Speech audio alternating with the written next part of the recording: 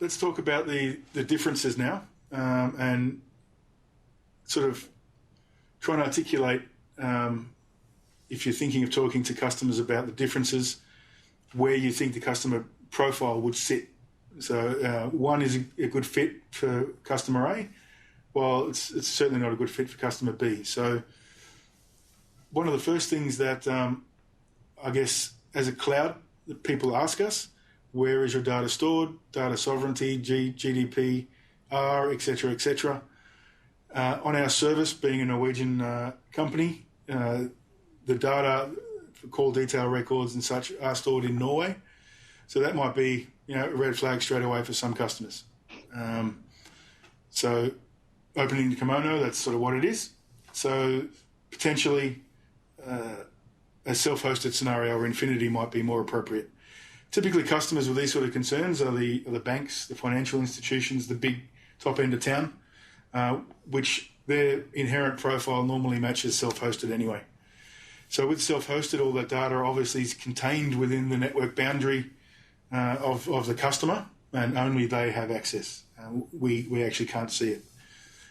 The same sort of story applies for media. Now, all media-related calls, either point-to-point, VMR or CVI, on the service, egress the customer's network and come into our POPs. So signaling and media always come into our POP. There is a chance that if there is maybe a scheduled downtime or a network issue in one of our POPs, that they're automatically redirected to a different geography. So our preference is to keep the calls functioning rather than stop them within region. So again, there is a chance that one day we might end up in Tokyo or Singapore if a bomb hits Equinix in Sydney, for example. So that's another thing to keep in mind. Whereas on self-hosted, the customer has the choice of where they want to host this.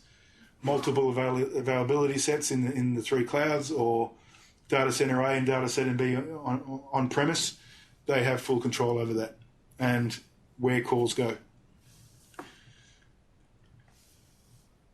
Then there's the integration and customization piece. So the out of the box is really the service. You get what you sign up for, which is typically what we demo. It will be what the customer sees in the end result. So we cater for the masses. So at this point, the languages we have are simplified Chinese, Japanese, and of course English. Whereas on this self-hosted platform, if you see the link down the bottom, we have a branding portal. You can customize every single word and sentence and voiceover, splash screens, everything within the Infinity platform. So again, horses for courses there. Typically in our region, English covers the most. From the branding and the look and feel of it, as I said, on Infinity you can change the WebRTC interface, the splash screens, the layouts, everything you have full control over on the dedicated self-hosted version. Whereas we try and cater for the biggest audience on the service, so it's sort of locked down pretty much to 7+1. On the service, we have inbound only PSTN. That may change going in the future for outbound perhaps, but right now it's inbound. Whereas obviously with the tight integration of on-premise customer integrations, you have Call Manager, you have SIP trunk providers on-premise, and the customer can have local dialing. Heaps of flexibility there for on-premise. So again, it's about the customer intricacies and what they really need out of the solution as to which way you would go there. Extensibility.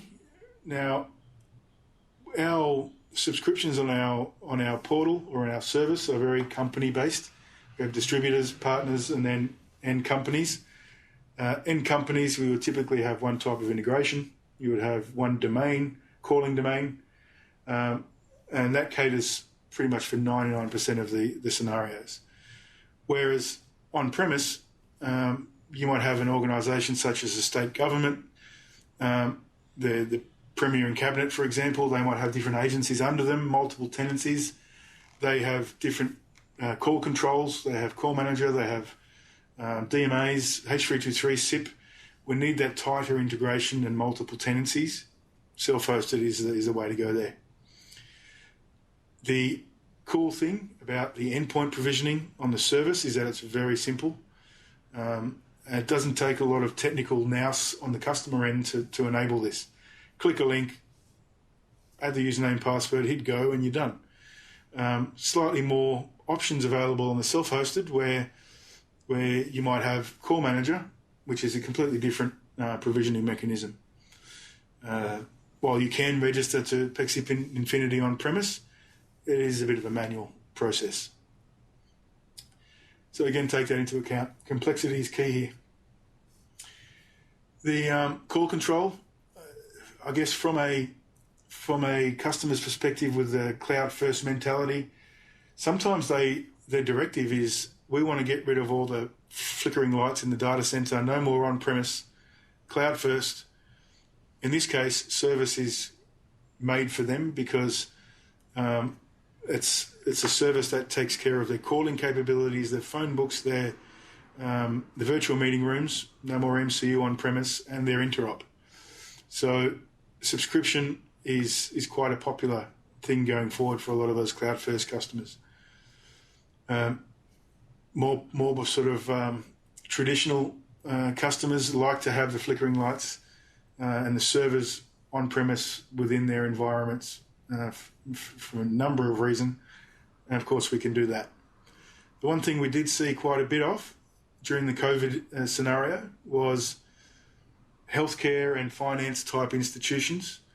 Everyone's being sent home. There's a massive increase in usage. Those business as usual compute VMs for Infinity on premise did the trick in a typical corporate environment. But the sudden spike in usage for clinical work and business to consumer meant they had to scale really quickly. Ordering boxes from HP and Dell, etc., takes time. So some of these traditional institutions opted to augment their on-premise implementations, their conference nodes, to the cloud, bursting, always-on options in AWS, for example, where scale was catered for very quickly by spinning things up in the cloud. So we have that inbuilt scale within the service, but also have the option for on-premise as well. So we're able to fight those fires very quickly. Obviously, we don't support APIs in our service, which can be limiting for people who need bespoke reporting, things like that. We are looking at that, particularly on a customer analytics level. But right now, it's really analytics provided to you guys, the partner. With self-hosted, you have full access and API control of the platform. So we're nearing towards the end. The other thing that a lot of customers, particularly the technical ones... Sorry, question? Question, Raj. Yep. Yeah. Hey, Raj. Raj here from Program. When do we have the endpoint management by any chance? Is that embedded or looking on the service in the future? Yeah, well, on the service or on-prem or... So we've really tried to shy away a lot from the actual endpoint management side of things. That's because there's so many new endpoints coming out in different software versions, and it'll take a lot for us to focus on and keep up to date with. Because once you commit to that, you're committed to it. You can't screw it up. It's integral in terms of managing the whole platform. So we've sort of peaked into that area in terms of the video endpoint subscriptions with reconfiguring the devices. The Cisco endpoints and the Polycom endpoints check in to our service at regular intervals to make sure that they're registered to the right place, or if something goes down, re-register themselves to somewhere else. I guess from a management point of view, we push the phone books, but are a little bit more shy on software updates and things like that. because it's really an area that's you got to really focus on, and we haven't sort of done much of that. So I can't see much of that happening in the near term, Raj, just to be completely honest. Okay, that's fine. Just a question, we come across a lot of requests, especially when you talk about the service. You have provisioning, you have a ability to add their endpoints and everything, but just in monitoring aspects, when they wanted to give the whole, like a video platform to us to manage with, or just to see how it, so that's the requirement. So not much, of a requirement from the thing, but just one or two here and there. Even in Shell, itself, there was a requirement. So because we have like 35, 40 endpoints, which I manage, so there was kind of a requirement. But that's fine, just to know what's the roadmap. Yeah, I mean, dare I say that there might be something more coming. As I said, we have this project of the provisioning and the portal and the analytics front ends. So we're sort of reassessing the whole look and feel of that and what we can do. So who knows? Maybe in the future. But right now, it's really for those sort of customers. We'd recommend stick with TMS or Resource Manager, whatever they use for the actual device management themselves. Okay, cool. Thanks. So serviceability really comes down to what knobs and switches have to be tweaked in order to keep the system alive and monitoring. So on the service, we as Pexip tech guys do see live calls and events on the back end. This is something that we want to bring to a partner level and eventually to a smaller extent the end customer. But right now on the service, it's for us only. On the service for post-call analytics, we do offer that to you guys, the partners, so you'll be able to do some retrospective troubleshooting. And upgrades essentially is all done for you.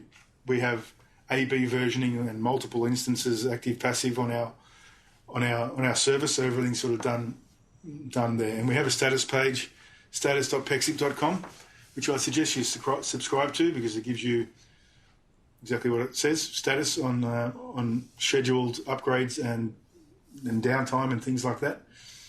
But obviously there's a whole different paradigm when it comes to supportability of self-hosted. It's done by you guys or the customer. The customer does have full access to live monitoring via the management node and post-call analytics with the history tabs, and have full control of timing and versioning of the self-hosted Infinity.